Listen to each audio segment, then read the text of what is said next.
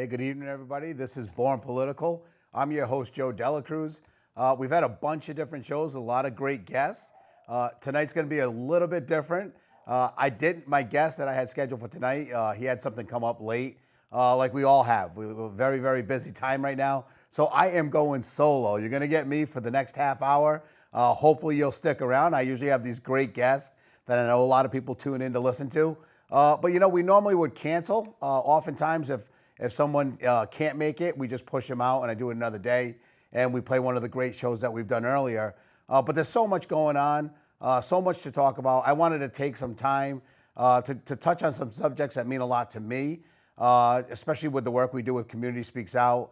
The next few weeks I have booked already, barring weather or anything else craziness that can happen. Next Thursday, I'm going to have Farouk Rajab. He is the 18th Senatorial District candidate. He's a Democrat. And these people I'm talking about, all folks that I've decided to endorse. And we're going to bring them on and talk about their platform, what they want to do. The week after that is, I'm super excited for that week too, because we have our congressman, 2nd Congressional District Representative Joe Courtney. He'll be on. And then the last Thursday before the election, that's right. The elections are that close. So if you haven't made your plan, make sure you make a plan. That last week, right before Election Day, I think it's November 3rd on Thursday, Andre Bumgarner will be joining me. He's the one that's going for the seat that I currently occupy. I'm supporting him, and I'm really happy to hear of how many doors he's been knocking on. And I really want to talk to him again because it's been a while. He's been on the show before, so I'm looking forward to that. But to get into tonight, there's a few things that I wanted to make sure, because I have this little bit of a platform, and I wanted to share some of the stuff that my wife and I do outside of politics in my job at Hillary. And when I say my wife and I mean we actually have a board of 7 members that we meet monthly. And to make a nonprofit work, it's amazing to see the components that have to go through it. We have Liz Duarte, who to me is the IT technical heart and soul with Jeremy Lyda, who you might recognize his name because I also roped him in to be part of this show. But those are 2 folks that make a lot of things happen for us, technically wise, data wise, and those are things that you need. And then we have Linda Labby and my wife Tammy, who do intakes. And if you're from New London and you're listening to this, everyone knows who Melissa Major is. And we have Bobby Harris too, currently serving on the board. There's seven of us that make all that work. So the reason I bring up Community Speaks Out is because we just had our sober softball tournament just 2 weekends ago. And what a success. If you guys aren't familiar with it, we do it at Washington Park. It was our 6th year. And the person that was in charge of putting it all together, well, she's not on our board. But the amount of work that goes into gathering 8 teams, and it's not just 8, we're representing folks, 8 different folks that lost their lives to addiction. And the tough part to me is watching children, families that were left behind after these folks are gone. Again, we all know that the person that passed away is at peace. It's everyone that's left here that's picking up the pieces that has to figure out how to move on. And that's part of what the Sober Softball Tournament's about. So that was our 6th year. We only had 7 teams this year. One of the folks actually backed out, one of the families. So that has us honoring about, I think, 55 people in the last 6 years. And if you ever get a chance and you see us down there and you want to just stop in and say hi, I suggest it. It won't happen again until next September. In fact, we don't have a date yet. But if you lost somebody in addiction, we encourage you to reach out. If you want to honor their lives, it's pretty intense. It's pretty emotional to watch your loved one with the name on the jersey. And the way it worked out was we decided to take, if your loved one died at the age of 28, we'll say, their name would be on the back of the jersey and the entire team would wear number 28 with your loved one's name on their back. And what that does is it allows you to cheer. It brings the people back to life in a sense, where families are cheering on, almost rooting for their team to win that are representing their loved one. And I can't tell you enough how meaningful it was this past year. We had someone very close to us that was honored, and her daughter was able to read basically, we had little synopsis of what they did during their life. and the young daughter was able to read it before the teams came out onto the field. And if you were there for that, I can only tell you how emotional it was and how much it meant. So Community Speaks Out does a lot more than just that. We meet once a month. So if you have someone in your life, a friend, a family member, if you have a neighbor that you know is struggling, make sure you let them know that we're right down the street, 214B Thames Street. We meet there the third Wednesday of every month. We start at 6 o'clock. It ends at 8. It's kind of a very simple meeting. We don't have a lot of rules. We just ask that you, when you come, that you just listen and share. We don't put a lot of rules on people because we think that the way we learn is from each other, and we don't want them holding back their experiences. And it's proved to be very successful. We just had our 6th anniversary meeting this last month, in September. And again, when you go there, or if you know someone that needs to find out about addiction, or if you think your loved one's addicted and you need to find out what the signs are, just come to one of the meetings. The things that you'll learn by yourself at home, trying to learn about this disease, would take you probably 10 years to learn what you'll learn in one meeting at Community Speaks Out. Because believe it or not, the best teachers are the ones that have been through it. And unfortunately, a lot of members of our groups have been through it. And you know, it's not a badge of honor, but everyone that's in our group, basically, it's become our mission to share our experience, because we know where we were when we first got in, and it helps us heal. So, you know, we'd love to have you there. We have some other events coming up tomorrow. That's another reason I want to come on the show. Tomorrow we actually have the Trick or Trunk, as we're co-hosting it. We have Groton Little League on a previous show. I don't know if you guys watch any of these shows or not, but I had Dave Franco, who is the president of Groton Little League. He was on the show. We collaborated. He's building that league up. I know if you're a member of Groton Little League, you can see the marked difference that we've had in the last year or two. Dave's had a lot to do with that. And so has his board. Again, you're nothing if you don't have your volunteers. And Dave will say that over and over again.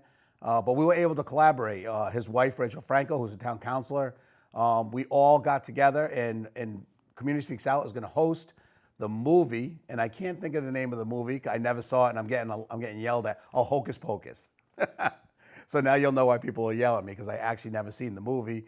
But we're going to actually we're going to screenplay Hocus Pocus. JPO Productions, another great Groton business. He's going to be showing the movie. It's going to be right at the Calvin Burrows Little League field, and we have lights, that will be on. We'll be having popcorn and candy. There's a couple of people that can do trick or trunk. So bring your kids down, and then when it gets a little dark, lights go out, and we're going to watch the movie on the big screen. The last time he set it up, we watched Sandlot. And there were a lot of kids on there that said, their parents always encourage them to watch it, but they said it can't be good because if you like it, Mom and Dad, it's an old movie. Well, we have a bunch of Sandlot fans now, and they can't wait to watch the next Sandlot, I guess. They didn't even watch the second one. So Hocus Pocus, that's going to be tomorrow night. I don't have any of the details in my head. I reel off a lot of things, and I don't want to be wrong. So if you want to go to that, go to the Facebook page for Community Speaks Out. All the information's on that. I shared it on my Facebook. I think Groton Little League actually has it up on their Facebook. They may or may not, but you'll definitely find it on Community Speaks Out. That's something that's happening tomorrow night. As we're supposed to have a great, wonderful night. It's supposed to be a little cool, but just cool enough to keep the bugs away. And we have a lot of things going on. I think they have pizza, the Little League supplying that. So make sure you guys get involved. Go down to something like that. That's a community event that I encourage everybody to go to. And then after that, if you're someone that's in recovery and you're looking to do something sober and keep sober activities on your list of things to do, we're actually doing a dance. We rented a hall it's the old bingo hall. I don't know if you guys are familiar with it. It's at the Groton Elks Club right down there in Shanticosset Road. It's going to be on December 3rd. It's a Sunday. And it's just going to, again, if you want the details, go on our Facebook for the times. But we're going to probably have it catered and just have folks come in. I'm going to DJ it. So if you want to dance, you want to have fun, a holiday party is exactly what we need. There's a lot of folks in recovery that have made their way to our area that aren't from here. So, if you're the person that you drive by, actually, on going towards Sneakers on Pequannock Road. Sometimes you look to your right and there's 100 people out there. All those people are in recovery. Many of them are not from this area. So if you're ever looking to share some experiences, or you want to talk to some people, they're good people, stop by and see them. But we're offering anyone to stop and come by our party, the Christmas party. That's open. It's free. There's no charge. Just come in. Obviously, no alcohol. It's going to be a good family-friendly time, and we invite you guys to come to that. So that's what we've been doing at Community Speaks Out. I do encourage next Wednesday, we have our monthly meeting. So if you're sitting at home and you're fighting and trying to figure out what your next move is because your loved one is hurting, your next move should be, it doesn't have to be our meeting, but it should be a meeting or a counselor or calling a parent who went through it. Don't try to fight it alone because it doesn't work. The only way you beat it is with community. It has to be family, friends. We all have to be on board. And if you come to our meeting, you'll be with a bunch of friendly people, people that understand what this has done, what it's still doing, and how to help you get through it. And that's what we're going to do, and that's what we continue to do. The other reason I wanted to come on was because, this election coming up, it does have consequences. There are national issues that obviously, we're going to be voting for our senator, we have our congressman, and there are definitely issues at hand. I'm not going to dive deep into those right now. A lot of folks know where I stand on them. The fact that I'm endorsing Joe Courtney and of course, Senator Blumenthal. And I know it's the whole Democratic ticket. And I'm going to say, well, you're just a typical Democrat, Joe. But I actually do my studying. I look and see how people vote because I don't always vote that way. But this year for sure, that's the way that I'm choosing. And if anyone has any questions or why or why I did that or why I'm voting that way, I always ask you to reach out, and you can always ask me. That's something that we should always talk and discuss about. Born Political was a show I started so we could get to the grassroots of who each individual person was, so we could figure out who they are and how they operate. Because, again, we don't know what people are voting on for us at midnight or 2 o'clock in the morning down in Washington or even in Hartford. But it's nice to know the person that's voting for you. And I'm pretty confident that the folks that I'm supporting are people that we can trust. So I'm happy to support them. And again, I won't talk about politics the whole time because the other reason tonight's show that I wanted to talk about, and what's in the news, it was just last night, was the horrific news out of Bristol, where 2 police officers, what looks to be like possibly were ambushed, where there was a fake call. And again, there are no details, so it's not like we could talk about it in an educated manner on this show. But what we can talk about is the carnage and the wreckage that's left behind. The understanding that when someone puts on a uniform to protect people, there's inherent danger that's not associated with almost any other job. Maybe a soldier may be in the same boat, but police at any given moment, their day can be just like the one that those 2 officers experienced yesterday. And I really hope people take time to reflect of what that job means and what it is. I know our country's been back and forth, and it seems like we're in this tumultuous time that where there's one side against the other side. I think an event like this reminds us of how grateful that we all should be that people choose to put on a uniform and serve us in that manner. And I know everyone that I talk to and friends of mine, we all do feel the same way. And I know there's a lot of hyperbole and rhetoric about who likes who better. But ultimately, in the end, and I will speak for everybody. Everybody that I know and met, and would stay friends with, it feels the same way I do. Again, we're going to have our arguments and disagreements, but we should all remind ourselves of how difficult that job can be. I'm a sheet metal worker. I walk into work every day with the danger of possibly getting hurt. There's fumes where I work. You do certain things, and there's occupational hazards with every job. I don't care what you're doing. No job is completely safe. But the job we're talking about tonight is the police officers, and inherently it is more dangerous. And I actually reached out to the chief here in Groton, and he's going to come on the show. He just didn't have time. tonight, and I know one day we'll get him on. It's somebody that I really respect. I would love to talk to him about tonight. So he reached out to see if any of the other folks would want to come down and speak. And the answer was that it's just so early and so raw. And it was telling to me because I think a lot of times, me included, we look at someone in a uniform and we make the decision that, if this person chose to do that as a career, they're probably pretty tough. And they probably, they probably don't have a lot of emotion. I can tell you after working with the police, not just in our community and on the boards and commissions that I've served on, but through Community Speaks Out, they're human. They put on a uniform. It doesn't make them superheroes or immune to pressure or to words or to what people may say about them. They're human. They want to be loved and liked like everyone else does in their job. They want to feel satisfaction in their job. And I can't tell you how hurt I was to wake up and learn that this happened last night. To know that there's at least two families that are never going to see their parent, their dads. We know, I know one had two children, one on the way. And just like when we do the stuff with Community Speaks Out and we know that these young folks will never see their parents, the only thing this gentleman did yesterday was go to work and did his job. And now a baby that has not even been born will never, ever, ever have the chance or opportunity to meet their father. And that's something that because I'm a victim of gun violence. My wife and I, unfortunately, when we lost our son he was murdered with a gun.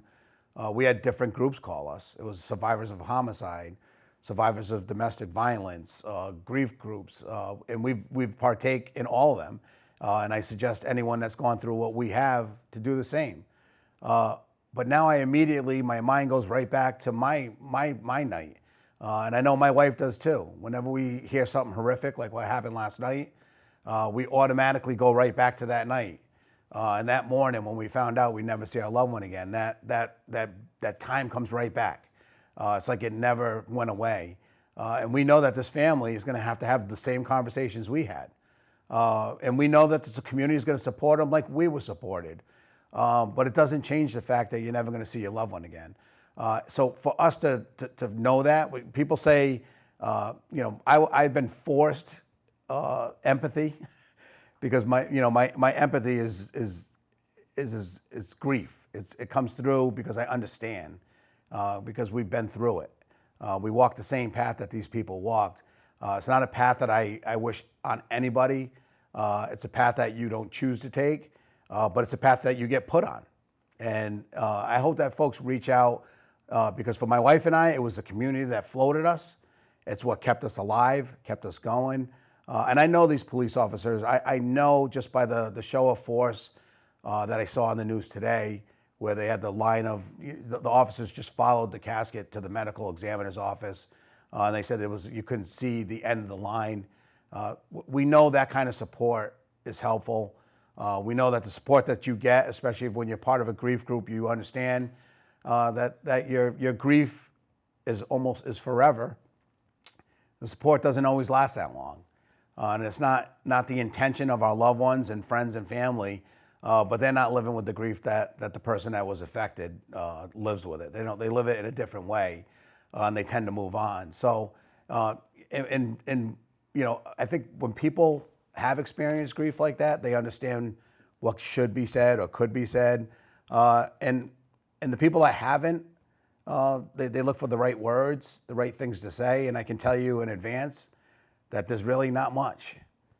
Just showing up and being there, loving the people. I think that's what's going to have to happen in these next, certainly few months ahead of while this family still grapples with what happened. It's been 6 years this December that we lost Joey, and again, anytime there's a gun violence event in our country, or even a domestic dispute, my wife and I look at it differently, and I think the same thing that happened with drugs and addiction, and I talk about this at our meeting. If it wasn't for my son bringing addiction to our house and exposing us to it, and us digging into it and realizing that our community was extremely sick, that we had young men and women that we knew and families that were going through the same thing we did, but nobody was talking about it. I think that's what made us jump into action. That's what made us try to find out about addiction and help others. We don't really want folks to have to find out about addiction when they're saying goodbye to their loved one. We don't want folks to find out about gun violence when they're saying goodbye to their loved one. It's what we do before. And do I know the answer to that? I don't. I know there's a lot of fighting on both sides. I've been in Hartford. I do know one thing. I know we all want the same thing. We all want our loved ones to have the opportunities we have. Most of all, we want our loved ones to be safe. We want them not to do drugs. We want all those things. And arguing about it hasn't gotten us there. So that's why, I hope that we just legislate it and work on it and talk about how to fix problems. Because that's really, truly the only way we can get there. And again, these families that this tragedy happened last night to, they're going to have a lot of support. And they're going to go to a lot of grief groups. But I'm sure they probably never thought that they'd have to. When I talk to some officers and even thinking today, a lot of people go to work every day and you get used to your job. And you're thinking that, that although the world has been crazy, the odds are that it's probably not going to happen to me. And I'm sure those officers went to work last night thinking the same thing. And they're not here today. And I don't think there could be anything sadder than that. So, the flags will be half-staff in Connecticut, and rightfully so. And hopefully everyone really reaches out to the folks. If see them on Facebook or if you want to make comments, everything's about love and peace, and make sure keep the arguments to a minimum. That's all I ask, because there shouldn't be an argument. We all want the same thing. Nobody wanted those officers to be hurt, and we all got to heal. And how do we do that? I don't know. That's the question of the day. Usually I have, a guest here where we go back and forth and talk about the issue.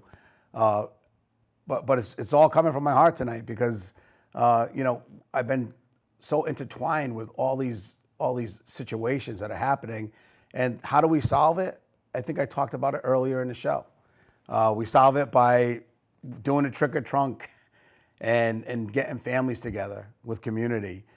Making sure that the police come out and meet our family, our friends, know who we are.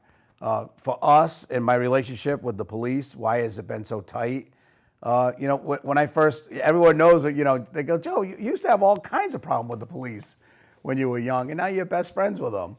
We were on different sides of the issue when I was an 18-year-old kid. As I got older, and especially with the addiction, when we reached out, the last person I thought to call were the police. When we were talking about helping people that were addicted to drugs, the last people that we ever thought would be compassionate. And it's nothing against the police. I was trained to think that, if someone was doing drugs, all they were trying to do was arrest them. When we reached out to our chief, and they went up to Gloucester with us and learned about the PARI program, they were the ones who gave us confidence. When the police chief sat up there and said that we were going to look at a new, different way of helping folks in addiction, it made it real for the whole entire town, for our council, because when someone speaks that's of a position that has a position of authority, like a chief or a mayor or a town manager, it means more. The fact that we reached out to the police and they were the game changer surprised me at first, but now nothing surprises me. There is and God, I don't know dates off the top of my head. It's open, the Elks Club right here in Groton. They have a officer appreciation night dinner where they take the top officer, or where they recognize an officer from police departments, individual police departments around our state. That's an event that I go to every year. I wasn't able to go last year, and I think the year before it was a COVID year. It's probably an event that every single community member should go to. In Groton, I know we hold it here, but they represent police departments from, I think, 6 or 7 different towns. And it is well attended, but it's an event that I think go on the Elks website and see. You do have to get tickets in advance because there's not room for everybody, but we've never been sold out. But it's an event that I hope especially in the light of the events that just happened. We should be out there supporting our men and women in blue. And if it means going to again, the event, you get to hear why they were chosen. So, in the first year I went, I didn't realize some of the work that these folks did. One of the officers that were honored actually worked on my son's murder case. I was able to present an award to somebody that was deeply involved as a first responder, but then with the ensuing investigation and ultimately the conviction of somebody that murdered my son. And that was a connection that I'll never be able to let go of. And why would I want to? So again, these are men and women that do this job day in and day out.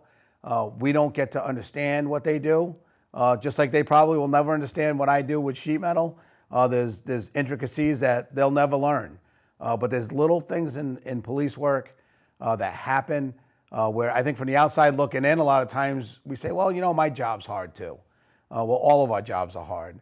But when you're a police officer, you're walking in a lot of times on people's worst moments, the worst moment in their life that they ever had.